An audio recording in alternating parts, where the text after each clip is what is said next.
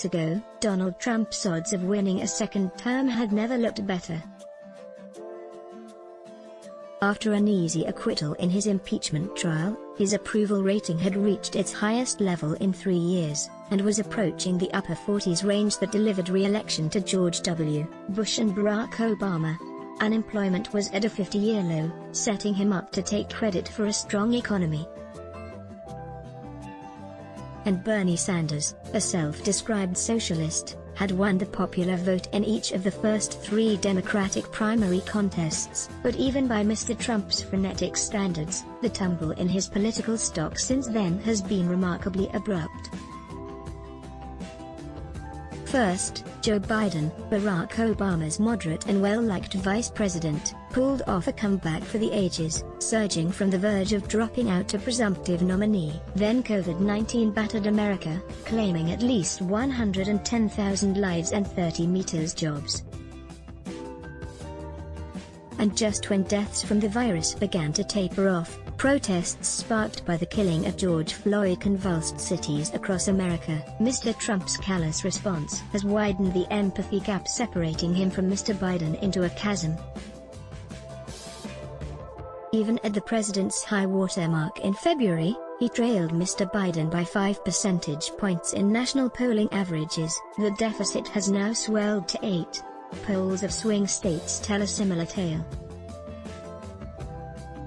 Mr. Biden is not only ahead in the Midwestern battlegrounds that elected Mr. Trump the first time, but also in Florida and Arizona. Even states that Mr. Trump won easily in 2016, such as Georgia, Texas, Iowa and Ohio, look competitive. There is little question that if the election were held today, Mr. Biden would win in a near landslide. The election, of course, will not be held today.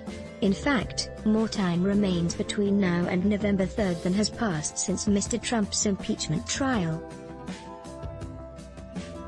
And given the devotion of the president's base, Mr. Biden is probably approaching his electoral ceiling, whereas Mr. Trump has plenty of room to win back soft supporters. Burning down the House. Indeed, there are good reasons to expect he will. First, the latest jobs report suggests that the economy may have bottomed out.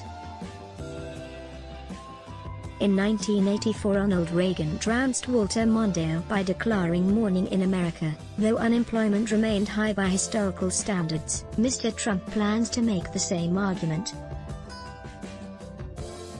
The Black Lives Matter protests could also backfire on Democrats if they rally white voters behind the law and order candidate, as they are thought to have done in 1968. Given all this uncertainty, it is tempting to conclude that it is too early for predictions, and call the election a virtual toss-up. That is the view of bettors, who currently make Mr. Biden a bare 55-45 favorite.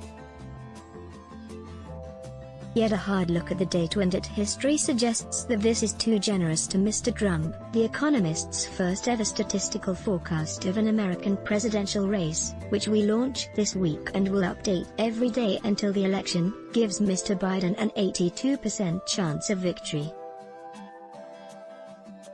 Mr. Trump's unlikely triumph in 2016 left many quantitative election forecasters looking silly.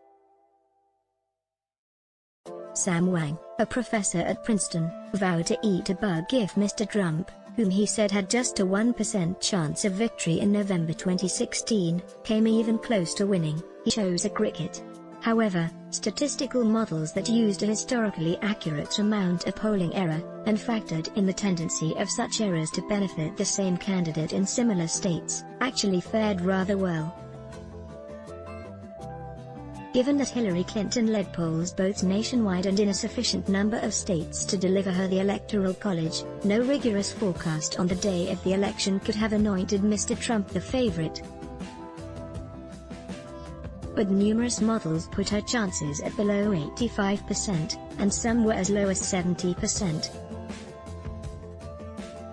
When applied retroactively to 2016, our own election day forecast would have given Mrs. Clinton a 71% shot, roughly the same probability it would have assigned to Mr. Obama beating Mitt Romney on election day in 2012. Just as solid number crunching revealed the brittleness of Mrs. Clinton's position, we hope it will shed similar light on this year's race. Like most forecasts, our model, built with the aid of two academics from Columbia, Andrew Gallman and Merlin Heidmans, applies past patterns of voters' behavior to new circumstances. Its stated probability of victory answers the question, how often have previous candidates in similar positions gone on to win? If those historical relationships break down, our forecast will misfire. But one of the paradoxes presented by Mr. Trump's unprecedented presidency is that voters have mostly treated him as they would handle any other Republican. Our analysis begins with fundamentals, or structural factors that shape the public's choices. Predictably, when presidents have high approval ratings, their party's candidates tend to get more votes. See Chart 1. Incumbents seeking re-election also fare better if the economy does well, though growing partisan polarization has shrunk this effect, and voters seem to have an 8-year itch. Only once since term limits were enacted in 1951 has the same party won 3 times in a row. Because of the 2-term penalty, these factors correctly predicted Mr. Trump's victory in 2016. Until recently, they were poised to favor him again. A typical modern incumbent with a good not great economy and bad not terrible approval ratings should win around 51% of the vote. However, the recession set off by COVID-19 has turned the fundamentals against him. Just how much this hurts Mr. Trump is hard to estimate. First, no post-war president has been saddled with an economic crash this deep. Does moving from 10% unemployment to 15% hurt an incumbent as much as moving from 5% to 10%? Second, whereas recovery from previous economic calamities has been slow and grinding, the easing of lockdowns is likely to put millions of Americans back to work before the election. Come November, will voters punish Mr. Trump for the big decline since February, or reward him for a smaller gain since April? Finally, voters may not treat a recession caused by a pandemic the same as one with economic roots. Despite mass unemployment, Mr. Trump's approval rating remains above its lows of 2017. Our model acknowledges these unknowns by increasing the uncertainty in its predictions when economic conditions differ vastly from their historical norms, and dampening the impact of unusually large booms and busts. See Chart 2. As a result, it treats the current downturn as merely 40% worse than 2009, rather than twice as bad. This is consistent with Mr. Biden winning 53% of votes cast for either him or Mr. Trump, a margin halfway between Mr. Obama's in 2008 and 2012, and one similar to his lead in the polls before the Floyd protests began. Such fundamentals, however, are only a starting point. Early in a campaign, they tend to predict final results far more reliably than polls do. Eventually, polls reveal whether voters are indeed reacting to the candidates as the fundamentals imply. Polls are prone to biases, above and beyond their stated margins of error. Their results vary based on whether they are conducted by phone or online, which demographic categories they use to weight responses, and how they seek to predict who will turn out to vote. Their results can also oscillate if one side's partisans become unusually eager or disinclined to answer survey questions, a phenomenon known as partisan non-response bias. Rather than analyzing polls individually, our model considers them collectively. It assumes that particular survey methods, weighting schemes, adjustments for partisan non-response bias and the like influence reported results in unknown ways. Using a statistical method called Markov chain Monte Carlo, it then estimates the impact of these factors, by finding the values for them that best explain the differences in results between pollsters surveying similar places at similar times. Finally, it blends the resulting polling average with a forecast based on fundamentals, placing greater weight on polls as time goes on. With the election 5 months away, the model now relies mostly on fundamentals. These are sufficiently grim for Mr. Trump that it gives him just a 5% chance of getting more votes than Mr. Biden does.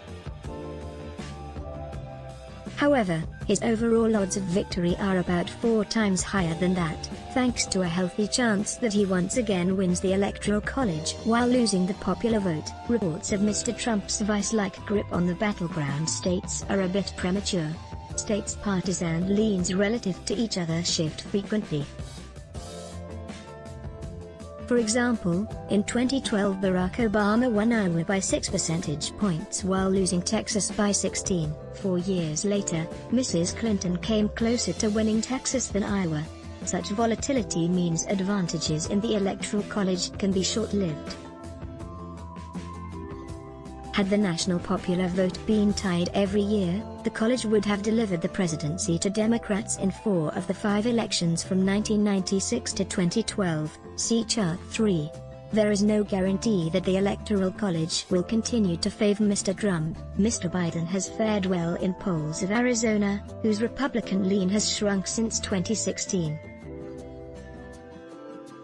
The state could provide him with another path to victory if he cannot wrest back Wisconsin, or, along with Florida, a Sunbelt alternative to the entire Rust Belt. At the same time, there is also no evidence that Mr. Trump's Electoral College advantage has dwindled.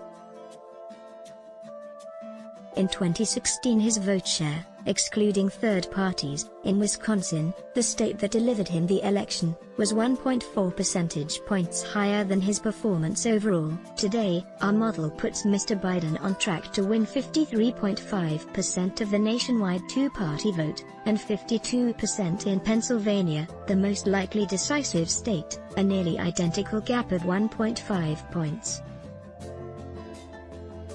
An Electoral College advantage of this size would not save Mr. Trump if Mr. Biden's lead remains near its current level.